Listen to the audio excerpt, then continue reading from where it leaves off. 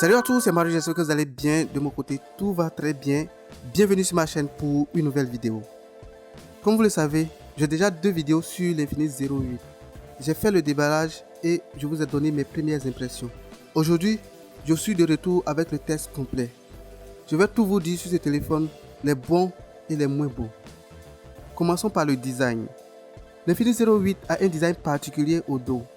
Le module de caméra a une forme de losange. Et ce module a des réflexions qui rappellent celles d'un diamant.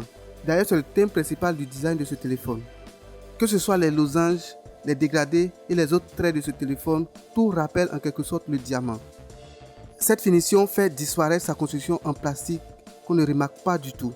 En tout cas, c'est un design plutôt unique que j'ai bien aimé. Ça permet à la marque de se démarquer de la concurrence, même si j'aurais préféré une finition mat qui capte moins les traces de doigts.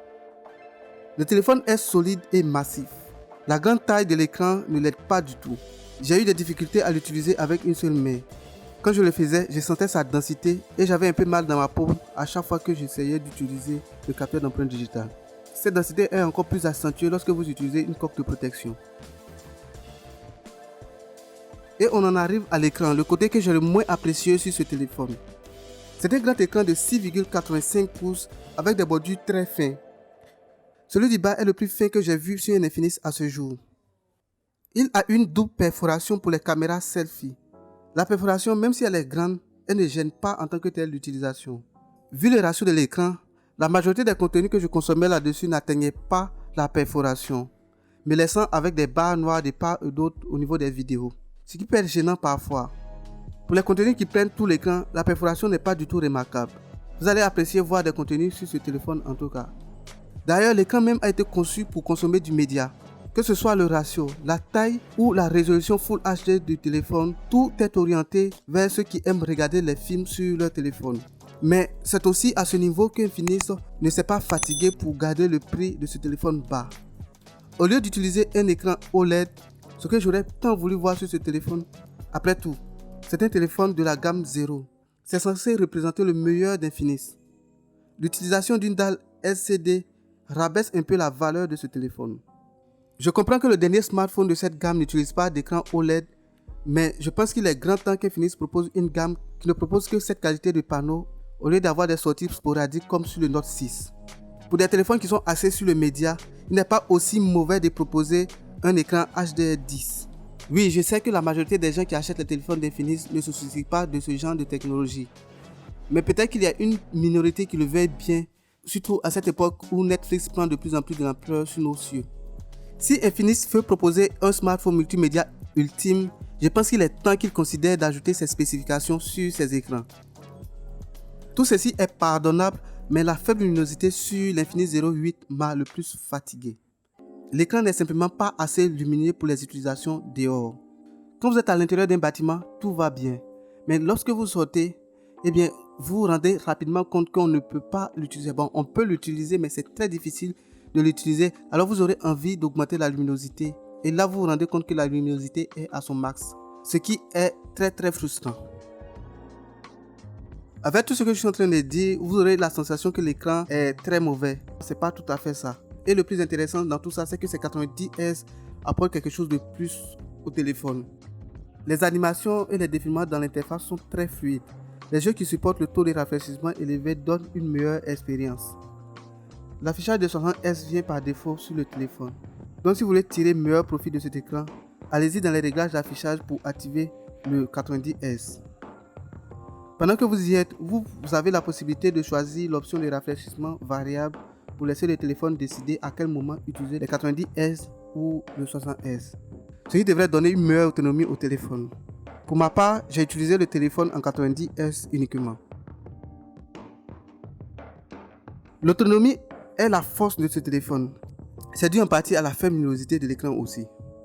Généralement, dans mes utilisations, la luminosité automatique est désactivée, donc on a la luminosité tout le temps à 100%. Le Bluetooth, le Wi-Fi et mes données sont constamment activées. Avec cette utilisation, je peux atteindre 6 heures d'écran avant que le téléphone ne tombe dans les 20%. Les 6 heures sont une succession affilée de jeux et de réseaux sociaux. Et tout cela avec les 90 Hz. Ce qui est très impressionnant. Je peux faire confortablement une journée d'autonomie avec ce téléphone en 90 Hz. En 60 Hz, j'atteins la journée et demie sans souci. Je n'ai pas utilisé un mode de rafraîchissement variable, donc je n'ai pas de chiffre à ce niveau. Mon utilisation n'a pas aussi pris en compte la gestion agressive de la batterie par Infinis. Donc les chiffres peuvent être encore plus intéressants à votre niveau. Le plus intéressant dans tout ça, c'est que la batterie se charge très rapidement. Les 4000 mAh de batterie prennent environ 50 minutes pour se charger entièrement. En 30 minutes, vous avez environ 65% de batterie, ce qui est une très belle force pour ce téléphone. La performance est là où encore le 08 n'a pas fait de concession. Pour rappel, c'est une combinaison d'Helio G90T, 8 Go de RAM et 128 Go de stockage. Le téléphone est très réactif pour les tâches banales comme la messagerie et les réseaux sociaux. Il est aussi à la hauteur dans les multitâches. En ce qui concerne les jeux, la performance est nettement mieux que celle de l'Infinix Note 7. Le téléphone peut jouer à des jeux comme Fortnite, qui est un jeu très demandant en graphique, à tel enseigne qu'il n'est pas pris en charge par une grande partie des smartphones milieu de gamme. Avec Fortnite, l'expérience de jeu est identique à ce que j'ai eu sur le Redmi Note 8 Pro. En Call of Duty mobile, on peut jouer avec des configurations élevées, mais on ne peut pas avoir la fluidité et la qualité graphique au max en même temps. Entre fluidité et belle image, à vous de choisir. En tout cas, moi j'ai opté pour le premier cas et j'ai bien apprécié mes parties.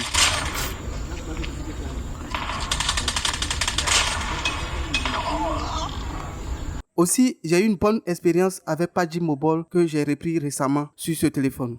Avec l'Infinix Note 7, on a eu droit à une expérience audio stéréo. Eh bien, on la perd ici au profit d'un seul haut-parleur au bas du téléphone. Le haut-parleur est placé de telle sorte qu'il ne puisse pas être bloqué durant les sessions de jeu. Mais la position de l'écouteur rend la prise en main pénible lorsqu'on joue avec les écouteurs. Avec une telle performance, en un mois, ce téléphone est rapidement devenu mon téléphone de choix pour les jeux. Il me permet d'avoir des parties de jeu nettement meilleures qu'auparavant, surtout que je suis sur un téléphone qui date de 2 ans. Quand on arrive au logiciel, eh bien mon avis devient mitigé. Je n'aime toujours pas XOS d'Infinix. J'ai dû installer un launcher pour atténuer les effets de XOS sur moi. Sa dernière version est basée sur Android 10, mais niveau visuel, il reste carrément identique aux sorties d'Infinix ces 2 dernières années. Le changement notable se trouve dans le menu des paramètres. Les icônes de chaque section ont été redessinées pour devenir carrées et on a un petit slider qui met l'accent sur les paramètres à effectuer. Le même accent de design se retrouve dans le menu de réglage rapide. Les gestes Android 10 sont présents et le mode nuit aussi. Infinix a aussi incorporé des fonctionnalités que je trouve assez intéressantes, comme la capacité du téléphone à vous prévenir quand il surchauffe. Le menu de raccourci que vous pouvez accéder en glissant sur les côtés de l'écran. C'est une fonctionnalité qui existe depuis quelques temps et ça permet un accès rapide à vos applications favorites ou à des commandes rapides.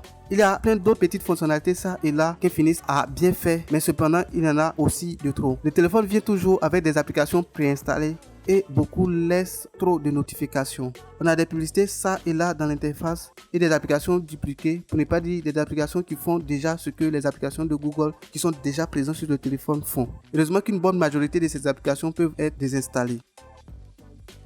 Maintenant parlons des caméras. C'est une configuration de 4 caméras constituée d'une principale de 64 mégapixels, d'un capteur ultra grand angle de 8 mégapixels, d'un capteur de faible luminosité de 2 mégapixels et d'un capteur de profondeur de 2 mégapixels. Clairement, ces 2 caméras vous seront le plus utiles, la caméra principale et la caméra ultra grand angle. Les images sont bonnes pour la plupart, en tout cas tant que vous n'avez pas encore utilisé des smartphones des plus grands constructeurs comme Samsung ou Apple.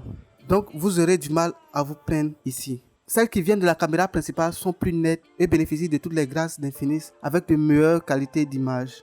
Un des inconvénients que j'ai remarqué avec ce grand capteur, c'est que les images rapprochées ont tendance à perdre la mise au point, ou du moins le capteur a une mise au point tellement fine que lorsqu'on prend des photos rapprochées, certaines parties de l'image sont déjà floutées.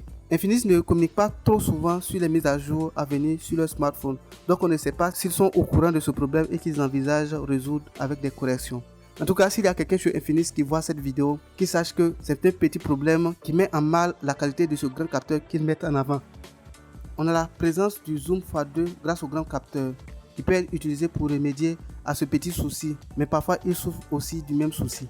Le très grand angle vous donne des images vraiment grandes, mais c'est seulement cela ce qu'il sait faire, car le petit capteur utilisé ici fait du tort aux images et ils viennent moins clairs et moins saturés.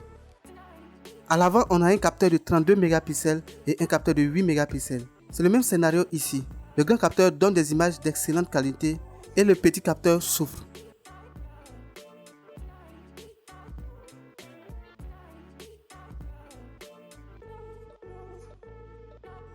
En ce qui concerne la vidéo, on a la 4K à l'avant et à l'arrière.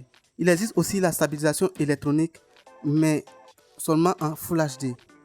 La journée, les images 4K sont bonnes à partir du moment où vous ne bougez pas trop. En Full HD, la stabilisation électronique fait bien son boulot. J'ai aussi testé la caméra la nuit, vu la présence d'un capteur de faible luminosité. Ceci est la qualité de la vidéo qui sort de la caméra frontale de l'Infinix 08 en 4K. Dites-moi dans les commentaires ce que vous en pensez. Par la même occasion, donnez-moi votre avis sur l'audio qui sort de ce téléphone. Alors, je vais passer en Full HD pour vous donner une idée de ce à quoi ressemble la stabilisation au niveau de la caméra frontale.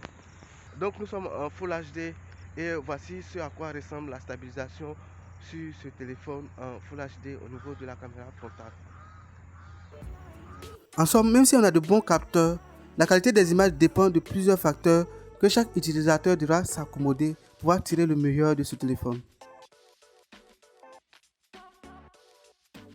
En conclusion, pour le retour de sa gamme phare, je pense qu'Infinix a joué plus avec les chiffres que de nous proposer quelque chose de solide, de plus complet qui allait satisfaire tout le monde.